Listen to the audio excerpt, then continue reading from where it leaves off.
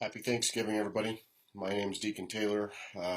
Just want to take a minute and say thank you to everyone, including Chris Keniston and his lovely wife, and the Veterans Party of America for having the faith in me that they've had for the last 100 and some days since we announced our candidacy in August of this year out at Mount Rushmore. And for those of you that don't know yet, Chris Keniston is running for President of these United States on the Veterans Party of America ticket, and he has been kind and gracious enough to ask me to be his running mate. And through thick and thin, so far he has been very gracious in allowing me the latitude to do what I need to do based on my past and based on my experience to interact with the world in this campaign.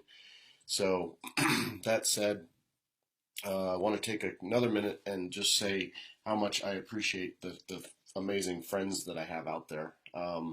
This was given to me yesterday by a friend of mine that I knew in college, and her husband have two beautiful children. Her and her husband both went to college with me and are just incredible people. And all the others that I saw yesterday and over the last week, um, I truly am grateful for the friendships that I've created and that have been created for me over my lifetime. I don't think most people truly understand how dynamic this universe is and all of the interesting ways that as human beings we tend to create our own mess, and we tend to create our own confinement, and we tend to create our own uh, problems over the years.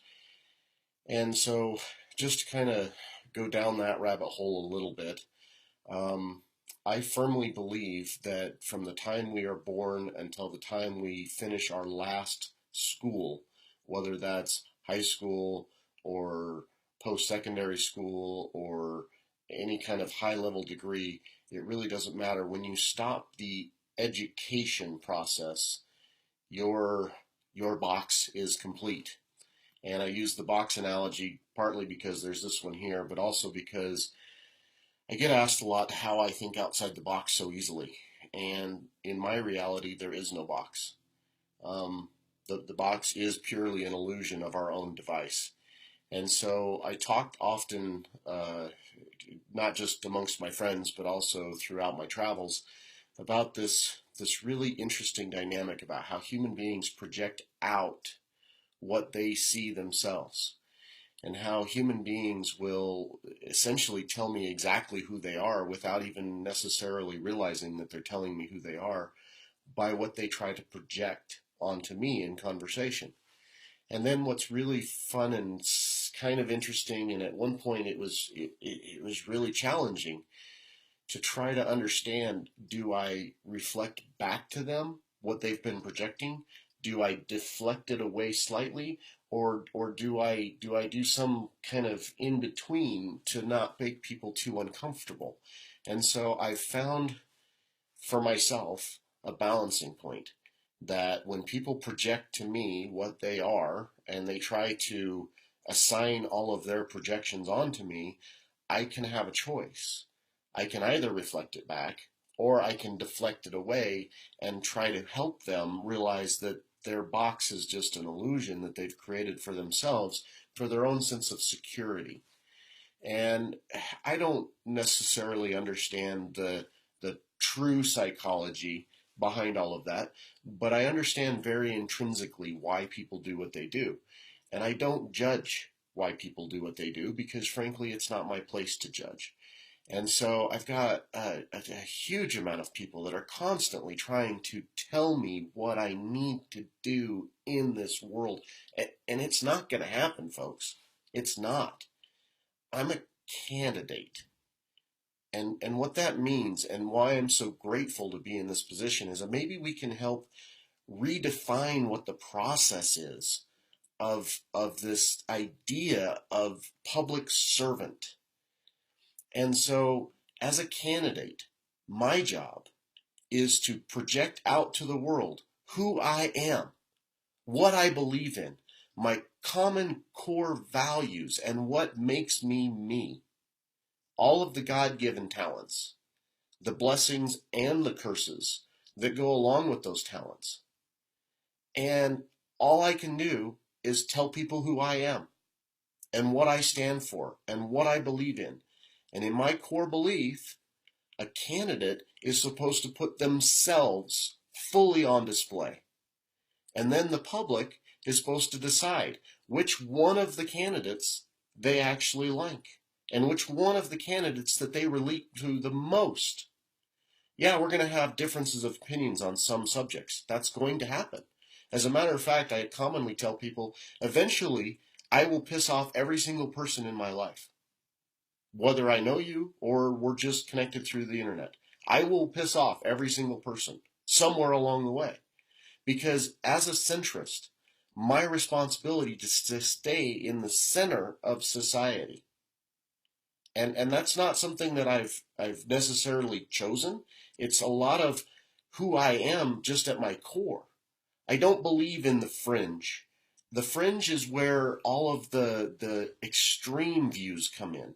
And this is where media and particular people in the government, not the government itself, but particular people in the government that I call power addicts, have been using the political prostitutes and all these other different layers of things to specifically control by dividing everyone into these little tiny subgroups all out here on the fringe. And if, oh my God, if you dare question this, then you're some kind of a terrorist. You're some kind of a troublemaker. You're some kind of a, oh, don't trust that guy because he's thinking for himself. And so I meet some of the most amazing people as I'm traveling. And I get to have some of the most incredible conversations because I just am myself, and I'm not going to judge you for being yourself. Now, there are some exceptions because I live by a code. And I'm not going to explain my code because that's my code.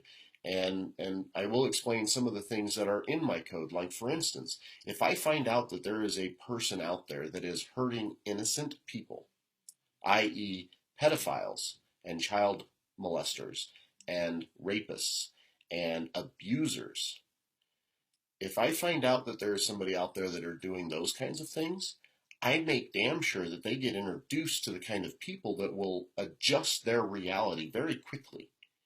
And so you can take that to mean whatever you want, but I'll just tell you flat out, I'm going to give that person's information to the right people in the police department that actually have ethics and morals and integrity, and I'm going to make sure that that person gets to see the inside of a box.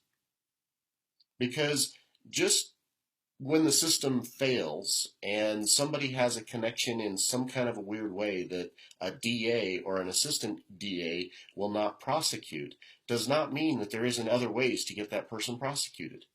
There are other things that somebody that has the pedophilia and the molestation and the abuse kind of thread in them, they're doing other things wrong as well. And it's just a matter of a little bit of inquiry, and you can figure that out, and you can get that information to the right person, and they will end up in a box. They'll just end up in a box for something different than what they were doing. So, all of that being said, I live by a very strict code.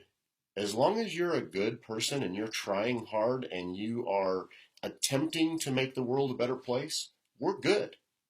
But if you are specifically and deliberately trying to destroy or control or use hate and fear to drive people to do things, we're juxtaposed.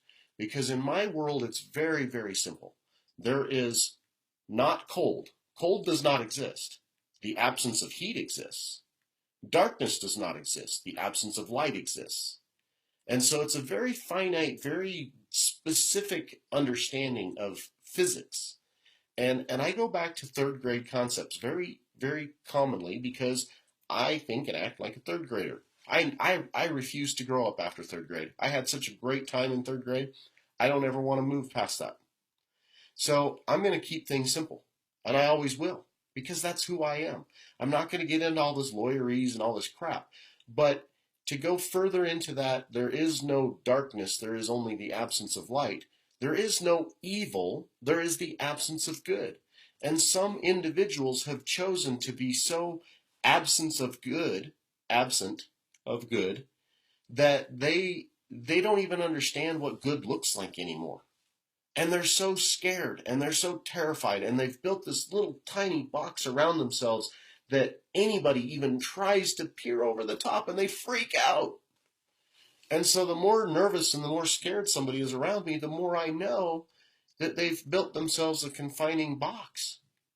And so then I have to decide how I'm going to interact with them. So everybody gets upset when I call out the hate mongers and the really, most vile of human beings on the planet. People like Netanyahu, people like Hillary Clinton, people like Dick Cheney, and I've met most of these people in very interesting scenarios where they had no idea who I was, and that's the best way because they don't ever see me coming. They just think I'm some obscure face in the crowd, that I'm just there because happenstance, and they don't understand that I was there on purpose. So I've had this unbelievable life where I've been able to put myself into some very interesting situations where I've been able to have very close contact with some really interesting people. And I've been able to understand who are the ones that are really driving what's happening in our world. And it's not some secret society, people. You're going to have to get over that. This whole idea of aliens coming to the world and manipulating things, you're going to have to get over that too. Because life exists everywhere in the universe simultaneously. They're even finding the amino acids and the things it takes to build life on the outside of the space station now that it's been in space. And as they find this information, they try to process it and they overanalyze it, and they do this typical human instinct of analyze, what is the word I'm thinking of? Analysis paralysis. And so they come up with all these complex, super crazy ideas of how things happen, and they forget that it's really simple. Life exists everywhere in the universe simultaneously. The amino acid structures and all the things that it takes for life to create has been around the universe constantly. And all it takes is a planet like Earth for the primordial soup of life to come in contact, and then it just thrives. It just flourishes like out of nothing. And people can't explain that. And so that seems magical. But it's not magical, people. It's how incredibly complex and yet so beautifully simple that the power of our creator, and I use the terms like most benevolent observer, because God gives us free will. And all of this stuff about the universe and how amazingly magical it looks is explainable through physics and through science. And as we explain it, it actually explains how God created us.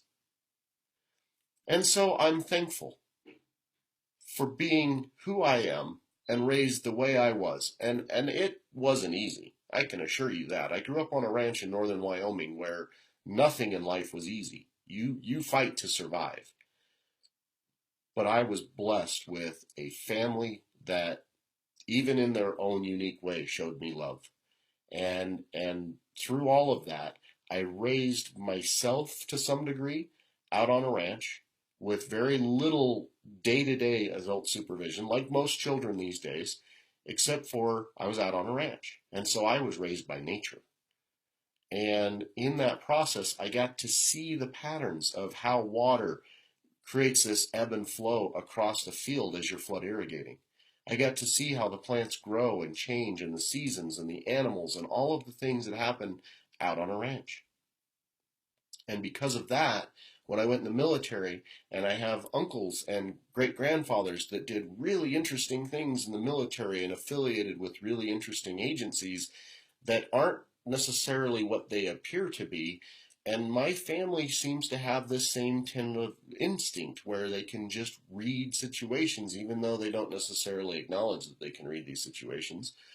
But moving beyond all of that, I have uncles that when I got to certain points in the military, I know without a doubt that they made some phone calls and said, watch this kid. And because of my ASVAB scores and because of other things, I ended up some really interesting places. And so, most recently, it's coming to my attention more and more often. People are starting to send me information about organizations that are doing really crazy and obnoxious and corrupt things. And I don't think these people are bad people, but they need to be held accountable. And so I'm going to be posting about a organization in North Las Vegas that is affiliated with the mayor and the police department, and they are literally trying to take down another individual like me. He does it in his own unique way, but he's close enough to me that I really respect this man. And so I'm going to post about the North Las Vegas Police Department. And I want you all to understand something when I make this post. I don't hate cops. I've never hated cops. Hell, I've got friends and family that are cops. So it's not about whether you're a cop. It's about whether or not you're in that small little percentage that have lost your way and need to be exposed. And I lost a really good friend that I only knew for a very short time in Las Vegas this last week. And I'm still trying to get the information about what really happened to that young lady. Because for some reason, the people that were going to get me access to the information closed down really quickly. And that tells me either they personally have something to hide, or they're being threatened by somebody that has something to hide. Either way, I'm going to find the truth. That's what I do. And when I find the truth, I'm going to expose the truth because that's what I do. And despite what everybody wants, I'm going to keep being me no matter what, because that's what I do. And I'm grateful for the opportunity. I'm grateful for this adventure of life. I'm grateful for every second of every single day that I've been given because, frankly, life is fleeting. And the only thing that is absolute in this world is that we will all die. And so I don't fear that anymore. I don't fear really anything. The only thing I truly fear is fear, because that limits my abilities and that limits me from doing the things that need to be done in order to correct this mess. Because these small percentages of people, the smallest percentage of the smallest percentage, are psychopaths and sociopaths, and they're power addicts, and they're the ones that are actually running the world right now. And it's not like some super secret society thing. They're running the world because nobody's challenging them, because there is alphas and there are the absence of alphas. And most people have been beaten down to the point where they're not willing to be an alpha anymore. So I tell everybody, put on your alpha. Go out there and live. Go out there and take this stuff on, because if we don't, who's going to? And our children's children's children are going to be the ones that suffer for our lack of ability to have the intestinal fortitude to do what needs to be done. Our Constitution needs to be restored. Children need to be taught the value of the Constitution. People need to be taught that through all of history, our founding fathers studied every single form of government and every single aspect of banking and every single aspect of religion, and how government and religion and government and banking and government and all these things interacted. And they drafted one of the most beautifully written documents in the world. And then they put on there a Bill of Rights that made it even more powerful and gave people the power to govern themselves in an unbelievably intelligent way. And we need to restore that. And so, as Americans, we're responsible for what's going on in D.C. And I take that very seriously. And I hope you do too. Because it's not about you. It's about your community. It's about your family. It's about the people that we're all going to leave behind someday, because we're not going to make it out of this world any other way but in a box. So live like there's no tomorrow. Live like there's no box, because there is no box. The only box is the one that you end up in when you go in the ground. And that's obviously an analogy, because some people go through cremation and some people become cadavers and whatever. Don't get too hung up on all the crazy little details that are going on in your head. Just know that it is time to start holding these power addicts accountable, because if we don't hold them accountable, nobody else is going to. And things are only going to keep getting worse until we hold them accountable, because just like a spoiled child, until you give them boundaries and until you teach them what they need to understand is right and wrong, they're going to keep escalating. So, thank you all. Hope you have a great Thanksgiving. Sorry this is longer than I intended, but it is what it is. I'll talk to y'all soon, and I'll be posting about my friends out in North Las Vegas. Ciao.